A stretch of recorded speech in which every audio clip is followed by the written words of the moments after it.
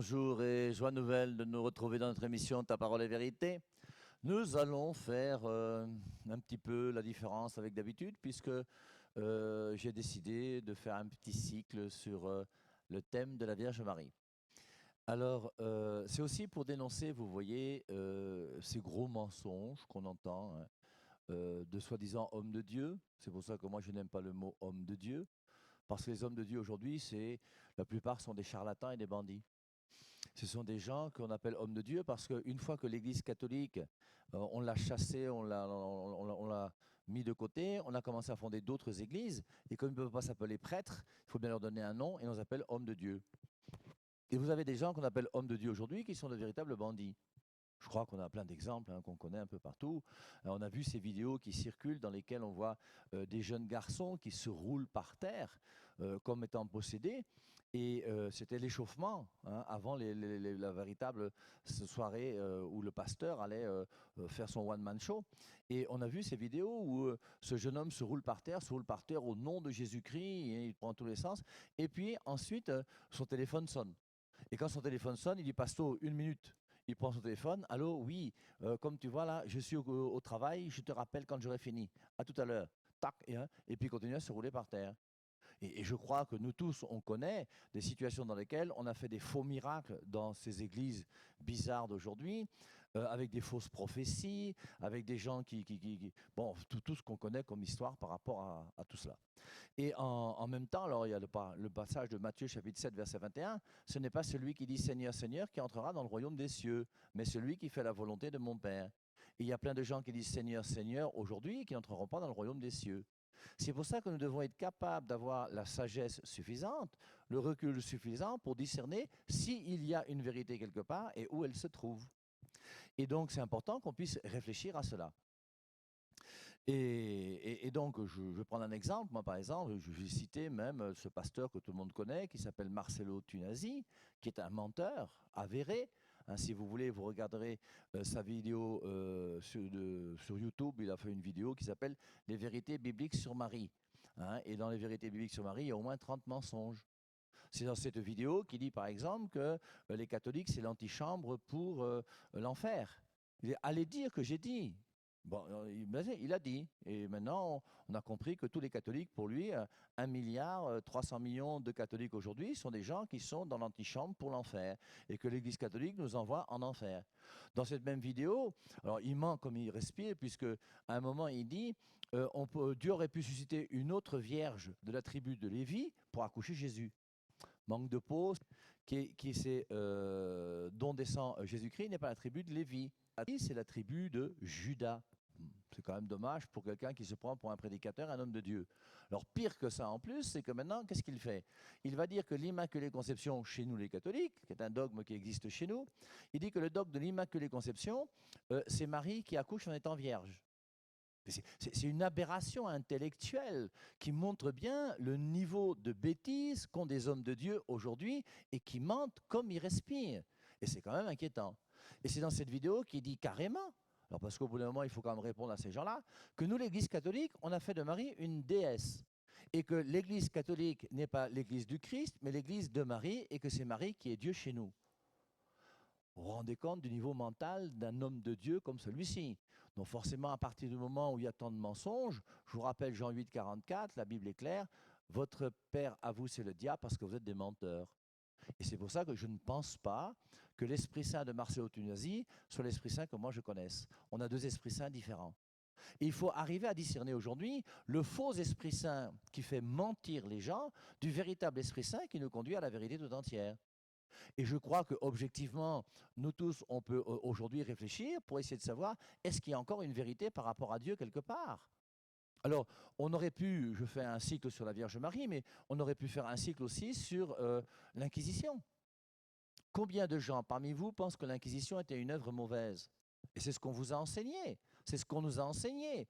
Quand j'étais à l'école primaire ou au début, je ne sais plus si c'est l'école secondaire, on nous a enseigné que l'Inquisition, c'était des moines, des moniales qui arrachaient les yeux des gens pour leur dire croyez en Jésus-Christ, sinon, ben, je ne sais pas quoi encore. Mais ça n'a jamais existé. Ce sont des choses qui ont été inventées, des mensonges qui sont proclamés partout à travers le monde entier que tout le monde connaît. Les croisades, chez nous les catholiques, ça n'a jamais été quelque chose de mauvais. Pourquoi est-ce qu'il y a eu les croisades? Les croisades, c'est parce que justement, les musulmans avaient arraché les lieux saints à Jérusalem. Et le lieu du sépulcre, le lieu de Bethléem, tous ces lieux étaient pris par les musulmans. Et ils avaient volé nos lieux. On est allé, nous, avec des guerriers, pour récupérer les lieux qui étaient les nôtres. Alors forcément, quand tu as 300 000 soldats qui partent de bonne volonté, plus ou moins aguerris, qui partent dans une croisade pour aller à Jérusalem, il ne faut pas s'étonner s'il y a des dégâts collatéraux aussi de temps en temps et qu'il y a un poulet qui a disparu quand on est passé dans un village. Alors maintenant, vous voyez, il faut quand même qu'on essaye de mettre les choses au clair. Alors il y a beaucoup de choses où on critique l'Église sur des choses qui sont fausses. Et je voudrais aider nos frères non catholiques à comprendre les mensonges qu'on vous a donnés sur la Vierge Marie. Je vous rappelle que l'adoration de la Vierge Marie n'existe pas dans l'Église catholique. Tout pasteur qui enseigne que les catholiques adorent la Vierge Marie est un pasteur qui ment. Et à partir du moment où il ment, ce n'est pas l'Esprit Saint qui le fait mentir. Et donc son Esprit Saint n'est pas l'Esprit Saint. Soyez clairs. Et soyez capables de discerner autour de vous, parmi ces pasteurs, ceux qui sont véreux, ceux qui sont nuls, ceux qui sont mauvais et ceux qui sont de bonne volonté. Alors, moi, aujourd'hui, j'ai décidé de faire un petit topo sur la Vierge Marie. On va réfléchir pour essayer de comprendre qui elle est, en toute simplicité et sans difficulté. Et on va commencer forcément par prendre les textes bibliques. Même si pour moi, Père Hervé Marie, je vous rappelle, et c'est le cas de tous les catholiques de la terre, même le pape est d'accord, même les évêques sont d'accord, même les cardinaux sont d'accord, que notre foi à nous les catholiques ne repose pas sur la Bible. Et un chrétien catholique peut avoir la foi sans avoir jamais lu la Bible. Parce que notre foi ne repose pas sur la Bible, notre foi repose sur la parole de Dieu. Et la parole de Dieu ne se trouve pas premièrement dans la Bible, comme je vous le répète tous les dimanches, mais premièrement dans l'Église. Et c'est pour ça que le chrétien intelligent qui a l'Esprit Saint ne va pas chercher un verset biblique pour justifier n'importe quoi. Il va chercher à savoir, est-ce qu'il y a une Église que Jésus-Christ a laissée? Quand Jésus-Christ est venu sur terre il y a 2000 ans, qu'est-ce qu'il a fait et qu'est-ce qu'il nous a laissé? Et comprenez bien que l'Église qui existe depuis 2000 ans, que le Christ a laissé sur la terre et qui a 2000 ans d'histoire, c'est pas toi en lisant la Bible seul dans ta chambre le soir, en disant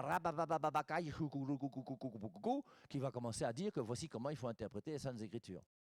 Ayez un peu d'humilité, hein, et ayons tous un peu d'humilité, et reconnaissons que si tu veux la bonne interprétation de la Bible, elle ne se trouve que dans l'Église catholique, qui est la seule Église qui a autorité sur la Bible. Alors ça, c'est déjà clair, hein, si vous avez encore des difficultés par rapport à ça, allez faire un tour sur ma chaîne YouTube. Alors, par rapport à la Vierge Marie, on va commencer par, je pense, le texte hein, le plus connu sur la Vierge Marie, sans doute, l'Annonciation. Alors, je vous rappelle d'abord une chose. Quand on dit qu'on ne parle pas beaucoup de la Vierge Marie dans les Saintes Écritures, voici encore un faux discours de certains pasteurs. Vous avez des gens qui vous disent, alors dans les épîtres de Paul, oui, dans les 13 épîtres de Paul, le mot Marie n'existe pas. Mais les Écritures, c'est en premier lieu quand même les 4 évangiles. Et dans les 4 évangiles, on parle de Marie. Et on parle même bien de Marie, avec des versets qui sont très forts et très puissants. Le premier que je vais vous citer, c'est Marie qui, dans son Magnificat, dit « Toutes les générations me diront bienheureuse ». Je reprends. « Toutes les générations me diront bienheureuse ». Est-ce que vous dites Marie bienheureuse? Nous, en tout cas, les catholiques, on a notre chapelet, notre dévotion mariale, on a nos messes à la Sainte Vierge Marie, on a tout. Voilà, on dit Marie bienheureuse. On chante le Magnificat lors des vêpres tous les soirs. Hein, mon âme exalte le Seigneur. On dit Marie bienheureuse. Vous avez des pasteurs qui ont peur de parler de Marie. Quand ils parlent de Marie, c'est comme s'ils ont de l'urticaire ou s'ils commencent à penser qu'ils sont en train de faire quelque chose de diabolique et de démoniaque. Mais non. Et la Vierge Marie est bien présente dans les Écritures. Toutes les générations me diront bienheureuse. Ça montre bien que nous devons avoir un culte à Marie. Mais au bout d'un moment, vous voyez, on lit les Écritures, mais je ne sais pas comment on les lit et je ne sais pas comment on les comprend. Quand il est dit que toutes les générations me diront bienheureuse, ça veut dire que dans l'Église qui appartient à Jésus-Christ, où Marie a une place, il faut dire Marie bienheureuse. Et dire Marie bienheureuse, c'est avoir un culte à Marie. C'est pour ça que le culte à Marie est présent dans les Écritures. J'irai même plus loin. Je dirais même que l'Immaculée Conception est présente dans les Écritures. On va lire ça dans le texte de l'Annonciation. Ah mais là, encore une fois de plus, pourquoi nos frères non catholiques ont mal traduit ce verset de Luc chapitre 1 verset 28? Pourquoi, au lieu de dire « Je te salue pleine de grâce », comme c'est dans la première Bible, la Vulgate, traduite par saint Jérôme de Stridon en l'an 400, pourquoi « Je te salue pleine de grâce » est devenu « Je te salue, toi à qui une grâce a été faite ». Et j'espère que vous faites discerner, l'intelligence est là pour ça, discernons quelle différence y a-t-il entre cette traduction de Luc 1, 28, « Je te salue pleine de grâce » et l'autre, « Je te salue, toi à qui une grâce a été faite ». Et vous verrez qu'entre les deux, il y a une différence énorme. Alors, reprenons. Luc 1, 28. Alors, Luc 1, 26, c'est l'Annonciation. C'est l'ange qui vient voir Marie. Et lorsque l'ange vient voir Marie, il lui dit au verset 28, verset 28, « Je te salue », il ne dit pas Marie. « Je te salue, pleine de grâce ». Et pleine de grâce, c'est ça qui est le nom de Marie. Je te salue, pleine de grâce. Elle est pleine de grâce. Être pleine de grâce, ça veut dire quoi? Alors, vous comprenez bien que quand vous prenez la traduction falsifiée et fausse, malheureusement, même de Louis II, que nous devons dénoncer, parce que ce n'est pas une bonne traduction. Le verset 28, même dans la traduction Louis II des protestants, « Toi, à qui une grâce a été faite ». Et donc, « Toi, à qui une grâce a été faite », ça veut dire quoi? Ça ne veut rien dire. Parce que chacun d'entre nous, on sait que Dieu nous a fait la grâce. Il y a la grâce de la création, il y a la grâce du soleil qui se lève chaque matin, il y a la grâce de respirer, il y a la grâce de vivre, il y a la grâce de... Toi, à qui une grâce a été faite, ça ne veut rien dire. Toi qui es pleine de grâce, ça par contre, ça veut dire quelque chose. Et c'est pour ça que lorsqu'on récite « Je vous salue Marie, pleine de grâce », en disant « pleine de grâce », qu'est-ce que ça veut dire? Alors, pour nous les catholiques, vous voyez, la première grâce qu'on donne, même à un enfant, c'est la grâce du baptême. Alors, on ne revient pas sur le baptême des enfants, allez voir mes vidéos parce qu'il y a toujours des gens qui ne veulent pas comprendre et puis on ne va pas avancer si on n'avance pas. Donc, la première grâce qu'on donne à un enfant, il naît avec le péché originel, Romains 3, 23, tous sont péchés et sont privés de la gloire de Dieu. Psaume 51, je crois que c'est le verset 7, vous chercherez, où il est dit que dès le sein de ma mère, j'étais pécheur. Et donc, l'enfant naît avec le péché et pour le purifier du péché, il y a le baptême. Et donc, en donnant le baptême à un enfant, comme on le fait dans l'Église catholique depuis 2000 ans, je vous rappelle qu'Abraham, Dieu a fait alliance avec Abraham, avec les enfants, Genèse chapitre 17, la circoncision, quand ils ont 8 jours. Et c'est pour ça que l'alliance avec les enfants est toujours présente dans toutes les saintes écritures. Il n'y a que quelques hommes de Dieu véreux aujourd'hui qui viennent avec leur intelligence pervertie vous dire des choses fausses. Alors, première grâce qu'on donne à un enfant, c'est le baptême. Et lorsqu'il reçoit le baptême, il est purifié du péché originel. Donc, si Marie est pleine de grâce, conclusion, elle n'a pas le péché originel. En langage mathématique, pour ceux qui ont fait les mathématiques, non, PO, elle n'a pas le péché originel. Et Marie ne peut pas avoir le péché originel puisqu'elle est pleine de grâce. Et quand on lit le texte de Luc chapitre 1, verset 28, c'est quand même très intéressant. Je vous lis. Le 6e mois, l'ange Gabriel fut envoyé par Dieu dans une ville de Galilée appelée Nazareth, auprès d'une vierge déjà promise en mariage à Joseph, un homme de la famille de David. Le nom de la vierge était Marie. L'ange vint à elle et lui dit, « Réjouis-toi, pleine de grâce. Le Seigneur est avec toi. » Marie était toute troublée de ces paroles et se demandait ce que voulait dire cette salutation. Je reprends ce petit verset. Marie était toute troublée de ces paroles. Qu'est-ce qui trouble Marie? Ce sont les paroles. Et c'est pour ça que je vous ai dit que quand Marie reçoit l'ange, elle est troublée non pas par l'ange. L'ange ne trouble pas Marie. Voir un ange ne peut pas troubler Marie. Comme moi je vous dis, voir un ange ne va pas me troubler.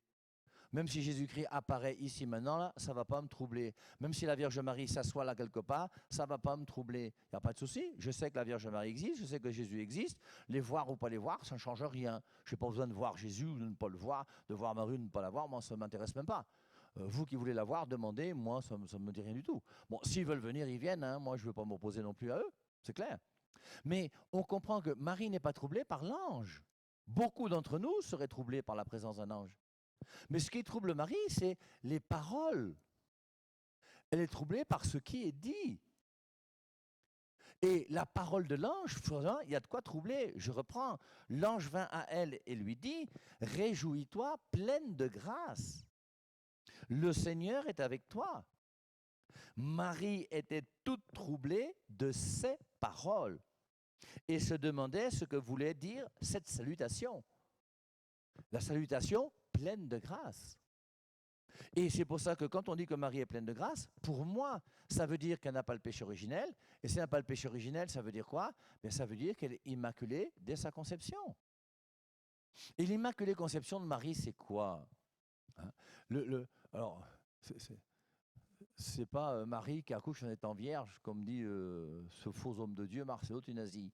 Hein? Chez nous, l'immaculée conception, c'est Marie qui est immaculée dès sa conception.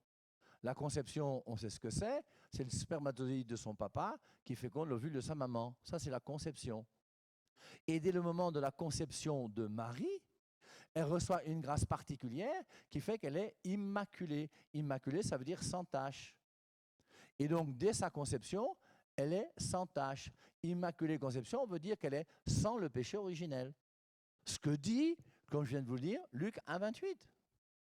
Et en plus, pour ceux qui ont du mal à comprendre, la Vierge Marie elle-même va permettre, à travers ses apparitions sur la terre, bien, de venir d'abord en 1830, elle va faire un tour à la rue du Bac, pour ceux qui connaissent, 1830, à la rue du Bac à Paris, où elle apparaît à une certaine bonne sœur qui s'appelle Catherine Labouré. Ceux qui sont allés à Paris, hein, vous pouvez aller à la rue du Bac et assister à une messe, et vous verrez que dans la chapelle de la rue du Bac, il y a une châsse en verre dans laquelle il y a le corps de Catherine Labouré qui est là. Son corps ne s'est pas décomposé. C'était en 1830. C'est un signe de Dieu où Marie est apparue à cette femme. Elle a fait la médaille miraculeuse que tout le monde connaît dans le monde entier aujourd'hui. Et sur la médaille miraculeuse, elle dit « Ô Marie, conçue sans péché ». Et voilà où on commence à comprendre que Marie est conçue sans péché, grâce à l'apparition Catherine Labouré. Ensuite, il y a le dogme de l'Immaculée Conception qui arrive. Et après le dogme qui arrive, il y a l'apparition à Lourdes. Et à Lourdes, il y a une petite fille qui s'appelle Bernadette Soubirous. Comme par hasard, son corps aussi, à elle, n'est pas décomposé. Et il se trouve à Nevers, là où elle est entrée chez les religieuses. Et à Lourdes, lorsque cette petite Bernadette va voir cette dame, la dame qu'elle va rencontrer, la dame va dire, va voir le curé, et dit au curé qu'il construise un lieu pour qu'on fasse des pèlerinages. Alors, Bernadette, qui est pratiquement illettrée, va voir le curé pour dire, j'ai vu une dame, elle m'a dit qu'il fallait construire quelque chose pour faire des pèlerinages. Ça faisait du bruit dans la ville de Lourdes, les gens voyaient déjà les apparitions qui est. Et puis alors, le curé lui dit, mais la Vierge Marie, là, il dit, c'est pas la Vierge Marie. Je dis, la dame, je ne sais pas qui c'est. Et lui, la dame. Il dit, mais le curé lui dit, va lui demander son nom. Prochaine fois, comme tu la vois là, demande-lui son nom.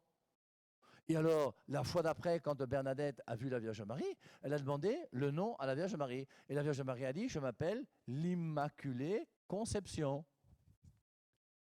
Et elle a retenu ce mot-là dans sa tête, en marchant, depuis le lieu d'apparition jusqu'à chez le curé. Immaculée Conception, Immaculée Conception, Immaculée Conception. Et lorsqu'elle arrive, il dit, la dame là, m'a dit qu'elle s'appelle l'Immaculée Conception.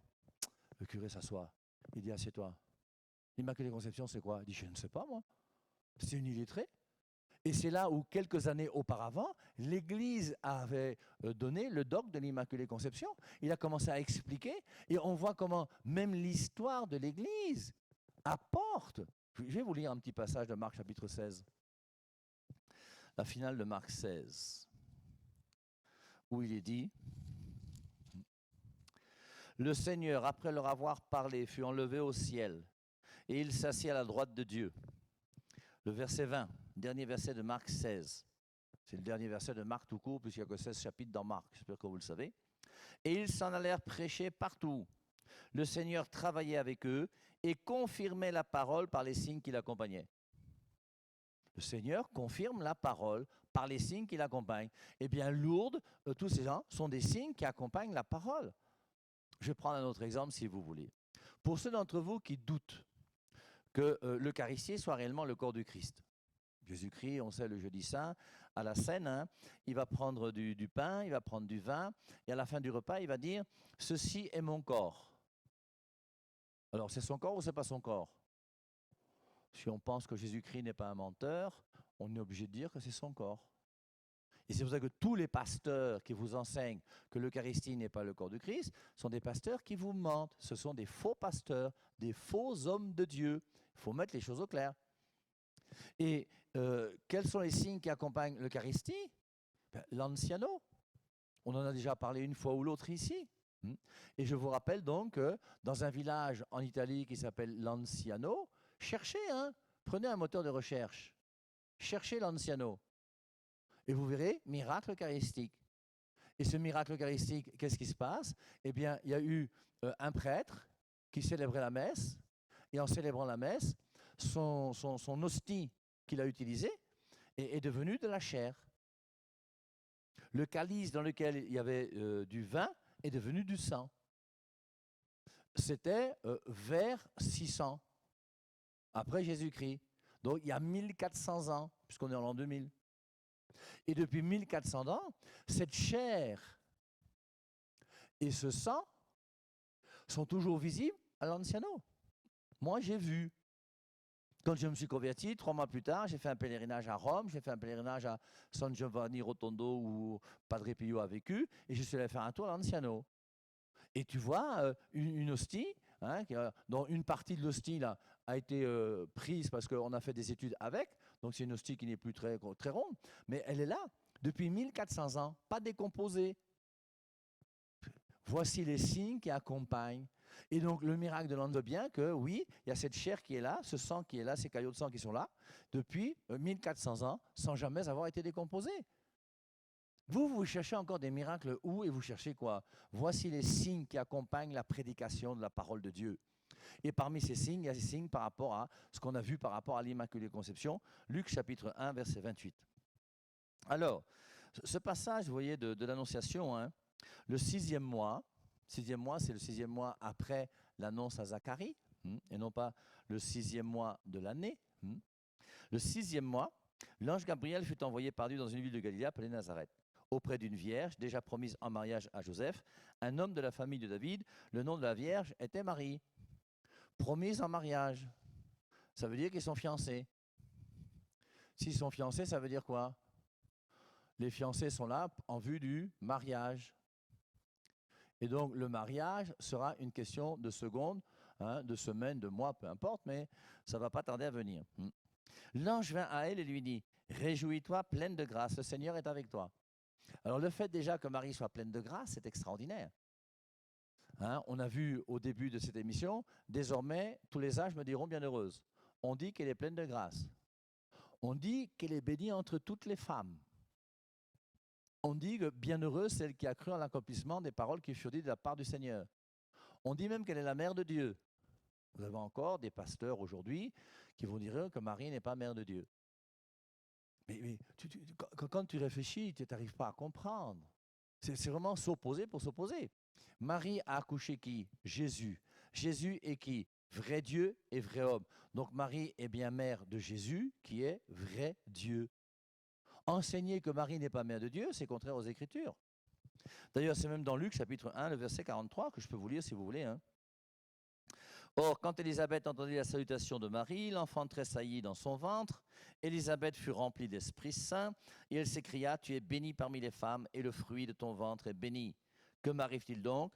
La mère de mon Seigneur vient à moi. » Et on voit bien, à partir de ce passage, que Marie est bien la mère de Dieu.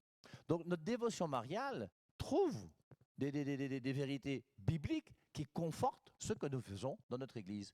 Désormais, tous les âges me diront bienheureuse. Bonne journée à tous, bon dimanche, bye bye et à dimanche prochain.